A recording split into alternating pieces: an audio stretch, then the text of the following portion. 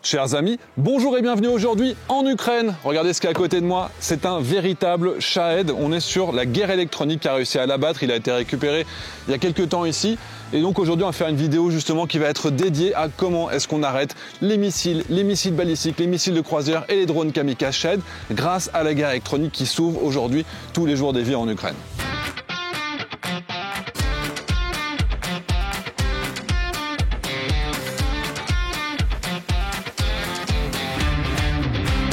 Et notre partenaire aujourd'hui, c'est NordVPN. Vous savez ce qui me fait peur dans les trains? Ouais, les tarifs, ok, non. Non, les grèves, ok, mais le retard? Non, ce qui fait vraiment peur, c'est ça, le Wi-Fi gratuit. Parce que là, évidemment, comme on n'a pas de mot de passe, il y a la possibilité de s'insérer entre notre téléphone ou notre ordinateur et le site ou les services qu'on est en train d'exploiter sur Internet. En plus, vous avez des gens qui vont créer des faux hotspots gratuits qui recopient le nom de celui sur lequel on essaie de se connecter et qui vont intercepter tout le flux de données. Et c'est pour ça que NordVPN, c'est une sécurité. Déjà parce que l'intégralité de nos échanges avec Internet vont être chiffrés. Ensuite, il y a plein d'autres services. Par exemple, la possibilité de faire semblant qu'on est dans une autre zone. Être aux États-Unis pour voir du streaming en avance, se mettre en Grande-Bretagne pour voir la Formule 1 gratuitement. Ou alors, si nous-mêmes on est en déplacement, on peut continuer à regarder les news sur LCI alors que c'est normalement réservé à la France. Ensuite, il y a une protection avec le suivi du dark web pour voir s'il n'y a pas des données personnelles qui vont avoir suivi. Il y a également en permanence, même si on n'est pas connecté au VPN, un système anti-malware, antivirus. Donc si vous aussi vous voulez une sécurité totale sur tous vos appareils connectés, suivez mon lien exclusif nordvpn.com/Titelman. Vous aurez une super promo et comme ça vous pourrez continuer à naviguer en toute sécurité. Allez, je retourne être lent dans le train. À l'origine ici, ce sont des volontaires. La guerre commence, février 2022, et ils vont s'engager. C'est des chefs d'entreprise, c'est des gens qui sont dans l'agriculture, et ils se retrouvent ensemble dans la brigade territoriale, volontairement engagés, comme des centaines de milliers d'Ukrainiens. Et là, ils vont se dire, mais en fait, les missiles qui nous tombent sur la tête, etc., nous aussi, on peut travailler contre ça. Ils ont proposé, avec leurs propres moyens, de tester un moyen de guerre électronique pour protéger leur propre ville. Et c'est ça la base de cette société qui s'appelle Lima. C'est simplement d'avoir pu valider opérationnellement que leur système de brouillage, low cost en comparaison avec tout ce qu'on peut faire ici, fonctionne, est efficace, est rapide à mettre en œuvre. Et c'est pour ça que dès le début, ils ont gagné des hackathons. Ils ont reçu $1 million qui leur permet de protéger réellement des villes. Et puis petit à petit, c'est comme ça que je les ai connus, en Pologne, j'ai participé en tant que jury à une compétition de l'OTAN pour lutter contre les bombes planantes et c'est eux qui l'ont gagné aujourd'hui. Là devant moi, il y a toute la série des différentes antennes et capteurs que les Russes ont progressivement utilisés par évolution, parce qu'évidemment, comme les Ukrainiens sont de plus en plus puissants en termes de guerre électronique, eux, ils ont été obligés d'utiliser des équipements qui étaient de plus en plus complexes, de plus en plus chers, de plus en plus difficiles à sourcer, jusqu'à maintenant des systèmes que les Russes ne savent plus produire, ils sont obligés de les acheter en Chine. Je vous le fais rapidement. Dans un premier temps, ils avaient des équipements qui étaient simplement avec un capteur, un récepteur. Comme ce n'était pas suffisant, ils sont passés avec une technologie qu'on appelle le CRPA. Le CRPA, ça veut dire qu'en gros, vous avez chacune de vos antennes qui va fixer un endroit spécifique du ciel. C'est-à-dire que quand vous avez une guerre électronique, un système de brouillage qui est au sol, eh bien, ils vont essayer de filtrer et de s'orienter vers une zone en particulier. Et donc, il faut multiplier les antennes qui chacune ont un degré d'ouverture qui est très limité, ce qui fait qu'en réalité, ça impose d'ajouter des systèmes de guerre électronique au sol.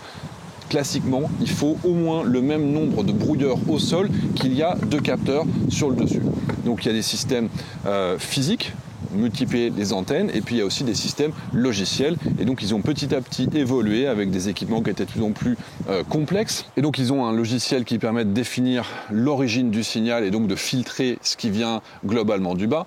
Mais ça tombe bien, il y avait un Ukrainien, bon il s'appelle le français, quand il était en France il s'appelait l'Ukrainien, maintenant qu'il est en Ukraine il s'appelle le français et il parle un peu français, vous ne le verrez pas à l'image. Et donc c'est toi qui as développé le logiciel qui permet de définir les meilleurs angles pour les attaquer, c'est ça?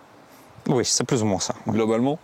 Donc ensuite, comme tu as été bon, eh ben, ils ont fini par devoir mettre 8 capteurs sur le CRPA. Et à la fin, ils ont été obligés de passer à des systèmes qui étaient encore plus complexes. Et là, les Russes ne savent pas les produire. Ils doivent se reposer à 100% sur des sources chinoises qui coûtent du coup de plus en plus cher, avec des équipements maintenant qui ont plus d'une quinzaine de détecteurs, de capteurs, liés à des chips qui sont des copies de ce qui se fait aux États-Unis. Mais par exemple, 7 puce, si ils veulent l'acheter aux États-Unis, c'est genre 15-20 000 $ juste pour la puce. Et donc, ils doivent multiplier ça avec des systèmes qui sont de plus en plus difficiles à mettre en œuvre. Et l'intérêt, évidemment, c'est que maintenant que la guerre électronique est correctement déployée sur un certain nombre de zones du front, ça veut dire que les Shahed sont incapables de passer, et seulement les Shahed avec des composants chinois qui sont du coup beaucoup plus chers et qui représentent seulement 10% de la masse, peuvent accéder aux zones qui vont être les plus protégées. Logiquement, ces technologies, ils ont été intégrées sur les Shahed qui représentent la masse, mais également sur les missiles de croisière et sur les missiles balistiques. Sur les évolutions qu'on peut voir qui sont ici devant nous, alors déjà, on ne remercie pas les Suisses, parce que vous voyez, les Suisses, ils ne veulent pas fournir de système de défense, parce que soi-disant, ils vont rentrer dans la guerre, mais par contre, il y a bien des composants suisses qui permettent de capter le GPS. Alors les Russes essayent un petit peu de cacher, vous voyez ici, en mettant des résines pour essayer de cacher l'origine des composants. Donc ça, c'est une antenne d'un missile calibre. Ça, c'est l'antenne, c'est le bloc antenne qui est relié à ce récepteur qui est ici. Et puis c'est la même chose sur les missiles balistiques. Les premières versions des missiles, quand ils étaient brouillés, quand ils arrivaient sur une zone dans laquelle on a du brouillage Lima, vous aviez des précisions qui étaient de l'ordre de 5 km. C'est-à-dire que vous aviez des missiles qui tombaient à 5-6 km. Et donc même la Corée du Nord aujourd'hui a ajouté ce type d'équipement pour essayer d'être un petit peu plus précis. Et donc on continue à avoir cette bataille du nombre d'antennes, mais qui fait que ça coûte plus cher, que c'est plus difficile à monter, face au nombre de brouilleurs qui sont capables de les faire dysfonctionner pour qu'ils soient moins précis. Alors il y a toujours une guerre entre ceux qui tirent avec des canons, qui disent que c'est eux qui font tout, et puis les brouilleurs qui en fait ont quand même une efficacité qui est importante, gratuite, une fois que c'est installé, c'est bon pour de bon. Et donc vous aviez plus de 90% des drones Shahed qui étaient interceptés, qui étaient détruits à cette époque-là. Mais comme les Russes sont passés avec des drones qui volent plus haut, donc et sont plus difficiles à intercepter, détruire avec des mitrailleuses, eh bien logiquement, de plus en plus, une proportion croissante de ces drones sont abattus par les équipements de guerre électronique. Et c'est la même chose pour les missiles de croisière. Il y a des anecdotes qui me racontent ici. Il y a certains missiles balistiques, donc qui arrivent de très haut, sur lesquels il faut tirer 1-2 missiles type Patriot pour pouvoir le détruire. Un missile Patriot, c'est 2 millions. Donc quand vous avez 3 missiles qui vous arrivent dessus, vous êtes obligé de tirer 6 systèmes Patriot, ce qui coûte 12 millions pour les abattre. Et puis au final, si la guerre électronique était plus largement déployée, ça permettrait d'avoir une efficacité très importante pour un coût qui est réduit. Est-ce que une antenne de brouillage, on parle de 50 000 $, et une fois qu'elle est installée, c'est pour de bon. Donc même s'il faut 20 antennes pour protéger une zone, c'est 1 million une fois pour toutes, et après vous êtes protégé contre les missiles balistiques. Tandis qu'évidemment, à chaque fois qu'il faut tirer un Patriot, là, à chaque fois, ça va vous coûter des millions et des millions. Donc c'est un investissement ultra rentable pour les Ukrainiens, puis pour nous aussi, si on veut se préparer aussi. Une petite anecdote également, ces équipements chinois. Au début, ils ont récupéré comme ça des pièces détachées à partir des drones Shahed ou des missiles qu'ils avaient réussi à abattre. Sauf qu'il en fallait des intacts et il fallait aussi le schéma. Et donc ce qu'ils ont fait, ils ont essayé de contacter les Chinois pour en acheter en tant qu'acheteur international de n'importe quel pays. Ça n'a pas trop marché. Donc les Ukrainiens, comme dans leur armée, il y a des Chinois qui sont volontairement venus s'engager contre l'impérialisme russe. Et bien ces Chinois, ils ont été en Chine. C'est totalement inaperçu. Ils ont réussi à acheter ces équipements avec les plans, avec les signatures, avec tout l'aspect logiciel et à les ramener ici pour les analyser. Et puis notre ami français, a réussi à comprendre comment ça fonctionnait grâce à ça. Exactement. Voilà. Donc encore réduire l'efficacité de leurs équipements. Alors l'autre avantage d'avoir ces systèmes de CRPA, pour les Ukrainiens en termes de protection, c'est qu'il n'y a plus que les Chinois qui en produisent. Logiquement, ça fait un goulot d'étranglement, ça coûte beaucoup plus cher, les Russes peuvent en produire beaucoup moins. Et l'autre élément, c'est que ces CRPA de plus haute qualité, vous avez vu la taille qu'ils font, ils sont quand même relativement gros. Et donc la taille est aussi une limitation, puisque ça veut dire que ça va encore rentrer par exemple sur les Shahed, mais par exemple sur les bombes planantes, leur système avec 16 CRPA ne rentre pas. Donc il faut comprendre que c'est une bataille, c'est une course entre la protection et le nombre d'antennes qu'on va avoir. Mais finalement, il y a un moment, sur les missiles qui sont très rapides également, ça n'a plus le même type de fonctionnement. Puis on m'avait aussi expliqué que par exemple sur les missiles balistiques, le système de captation GPS, logiquement, comme il ne reste pas à l'horizontale, quand c'est en train de redescendre, il capte de toute façon plus autant de satellites que quand ils sont à plat ou en haute altitude. Et globalement, ils vont finir par en perdre aussi. Donc il y a quand même, le brouillage est efficace, il faut bien le comprendre, même si on n'a pas brouillé l'intégralité de tous les capteurs, on va déjà réduire la précision. Et donc, quand on a par exemple le Shahed qui va se reposer non plus sur son GPS qui est très précis, mais sur sa centrale à inertie qui dérive de quelques kilomètres toutes les minutes, et puis forcément avec moins de GPS, ça va être de moins en moins efficace en termes de capacité de cibler des cibles à haute valeur ajoutée. Les amis, je ne peux pas exactement vous montrer ce qu'il y a autour de moi, mais maintenant le prochain exercice, ça va être de brouiller ce récepteur. Comme vous le voyez, il y a 8 antennes dessus. C'est de l'original, ça vient de Russie, du coup ça a été fourni gracieusement par les Russes. Et donc autour de moi, il y a des brouilleurs que je ne peux pas vous montrer parce que justement, comme ils protègent certaines aires et que les Ukrainiens ne veulent surtout pas que les Russes sachent à quoi ça ressemble, logiquement, on va s'arrêter à cette vision. Mais maintenant, je vais aller voir sur l'ordinateur la position GPS de ce capteur et comment est-ce qu'en allumant les différents brouilleurs Lima autour de moi, ils vont réussir à lui faire perdre sa position. Alors les amis, ici, on a à l'écran les différents satellites qui appartiennent aux différents réseaux. Donc le GPS, le GLONASS, peut-être le Baidu, je ne sais pas. Et on a leur position qui est exprimée ici, par rapport à nous. Ok. Donc on va allumer le brouilleur maintenant, c'est ça? On a mis en marche notre système, donc plusieurs sources d'interférences, et on va voir comment les satellites disparaissent. Ah, là, il n'y a plus que 4 satellites. Okay. Vous voyez, les satellites disparaissent. Mais ça, c'est déjà très bien parce qu'il n'y a pas de solution. Bien sûr. Donc là, il est perdu. Là. Il est perdu, il ne sait pas où il est. Quand il n'a pas de signal de GPS, il va utiliser le système inertial. Ok. Ouais, mais le système inertiel... Mais le système inertial, il n'est pas du tout précis. Okay. Ouais. Et c'est pour ça que celui-là est tombé dans les champs, il a été dévié et son système inertiel interne n'était pas suffisant. Exactement. Ouais. Et ça nous met à Lima, ça nous met au Pérou. Oui, exactement. Beau clin d'œil. Donc là, c'est pas simplement il capte plus, c'est qu'on lui a fourni une position qui était complètement fausse. Exactement, c'est pas seulement la position, mais aussi le changement de position, sa vitesse qui est absolument fausse.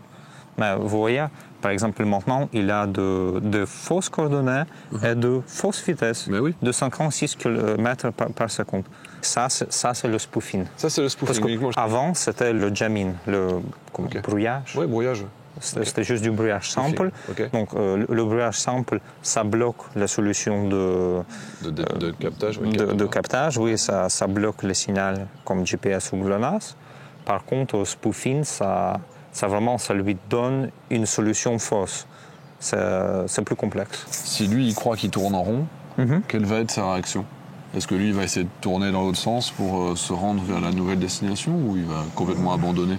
Le système est suffisamment intelligent pour comprendre qu'il y a du spoofing. Okay. Par contre, il va certainement ne pas utiliser le GPS, donc le système satellite, et il va passer au système inertial. Okay. Le système inertial est pas du tout précis. Okay. Pas du tout précis, donc il y aura de déviance de plusieurs kilomètres. Ok. Là, on va représenter comme s'il était en train de sortir de la zone de brouillage. Exactement, oui. Okay. On va simuler la sortie de la zone de brouillage. Donc maintenant, on a coupé le signal. Donc on a coupé les faux signaux. On a coupé nos signaux, on a coupé de faux signaux. Parce que j'imagine que là, on a tout éteint d'un coup, mais normalement, il perd 1, puis 2, puis 3, ça doit être encore beaucoup plus long. Cela explique aussi pourquoi les Shahed qui voulaient attaquer la porte d'Odessa de Reni. Reni, ok. De Reni. Frontière, oui, frontière. Il volait jusqu'à Roumanie et il tombait en Roumanie. Ok. Parce que ils étaient décalés. Exactement, ils étaient décalés et ils ne savaient pas trop où ils se trouvent. Là, ce qui est intéressant, c'est qu'au bout de 4 minutes sans les systèmes de guerre électronique, il n'avait toujours pas récupéré. Or, il avance de 3-4 km par minute, c'est-à-dire que le drone avait continué à avancer de 15 km avec sa navigation inertielle qui est très très mauvaise qualité, c'est qu'il s'est perdu de plusieurs kilomètres. Et là, on voit, les Ukrainiens viennent de rallumer leur Lima, et le Lima est capté avant les vrais GPS du ciel parce que le logiciel interne, en fait, il est complètement paumé une fois qu'il a été perturbé pendant comme ça plusieurs minutes. Deuxième essai cette fois-ci, on va brouiller un système de missiles russes. Et attention, le logiciel c'est pas le même, et c'est pas le même pour une bonne raison, c'est que les Russes Il y en a un qui a vendu le logiciel. Et donc, on a ici le logiciel russe officiel, c'est ça? Exactement, c'est ça. C'est un logiciel russe officiel pour tester les missiles. Ici, on peut voir un critère très intéressant. En russe, ça s'appelle SKO, ce que veut dire la déviance moyenne quadratique. Maintenant, la déviation plutôt. Oui, déviation. La déviation moyenne quadratique, c'est autour de 7,8 mètres. Ok. Ça veut dire que la précision de missile sera autour de 8 mètres de sa cible. Et on verra l'effet de l'IMA sur la déviation quadratique. Ok.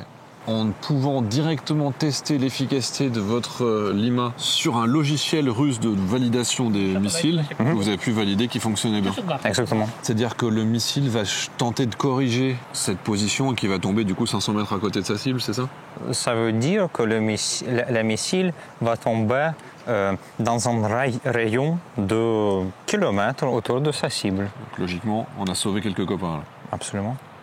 Les amis, voilà la taille réelle d'un vrai drone kamikaze Shahed, où normalement il y a la tête qui est là-haut. Dans les premières générations, c'était 25 kg d'explosifs, maintenant ils en sont à 80. Bon les amis, vous l'aurez compris, la guerre électronique, c'est l'équipement absolument indispensable pour être capable de survivre ici sur le front. Il y en a de basse intensité, en sac à dos, ou alors sur des positions fixes, ou alors pour protéger des villes entières. Simplement, il en faut de plus en plus pour être capable de faire face à la multiplication des antennes CRPA qu'on voit de plus en plus. Mais réellement, ça a un effet. Imaginez, un brouilleur, c'est seulement 50 000 €. Je vous donne un ordre de grandeur. En France, les systèmes qu'on a occidentaux, c'est plutôt 6 chiffres pour chaque brouilleur. Ils ont une avance incroyable. Ils demandent juste à se développer plus rapidement, d'avoir du soutien international. Et clairement, ce type de protection est infiniment moins cher et beaucoup plus pertinente que les missiles et que la défense qu'on peut leur proposer traditionnellement et sur laquelle on s'est beaucoup concentré. Parce que quand les Russes vont être capables de tirer 1000, 2000, 3000 Shahed par jour qui voleront à 500, 2000 mètres, évidemment, c'est ni avec des missiles, ni avec des mitrailleuses lourdes qui vont être capables de les intercepter. Donc ils misent énormément sur la guerre électronique. C'est l'élément numéro 1 a priori pour les prochains mois, les prochaines années. Et éventuellement sur des drones kamikazes intercepteurs. Mais ils ne pourront pas massifier de la même manière, à moins de produire des milliers qui seraient disponibles sur tout le territoire et qui seraient prêts à partir. C'est vraiment une course au volume qui sera gagnée principalement par la guerre électronique. Parce que sur une zone bien protégée, vous êtes capable de détruire 50 Shahed dans la journée.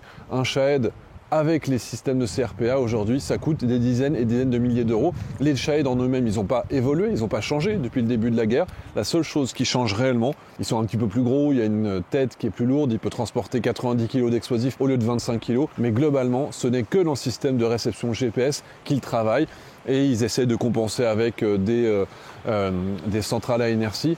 Mais globalement, structurellement, sur le long terme, c'est la guerre électronique et autant vous dire qu'on a quand même un sacré retard sur les Ukrainiens. Donc Lima, il déchire. Je vous mets les liens en commentaire de cette vidéo parce que là, les dons qui vont être donnés pour cette vidéo, ça permettra de sauver des vies.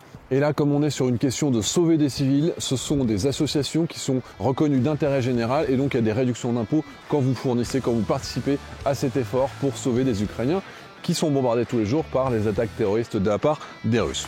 Ce Shahed, c'est un parmi les dizaines qui arrivent ici chaque jour, donc il continue le bon boulot et il compte sur nous. Allez, moi de mon côté, je continue à rencontrer des gens super en Ukraine. À bientôt pour une prochaine vidéo.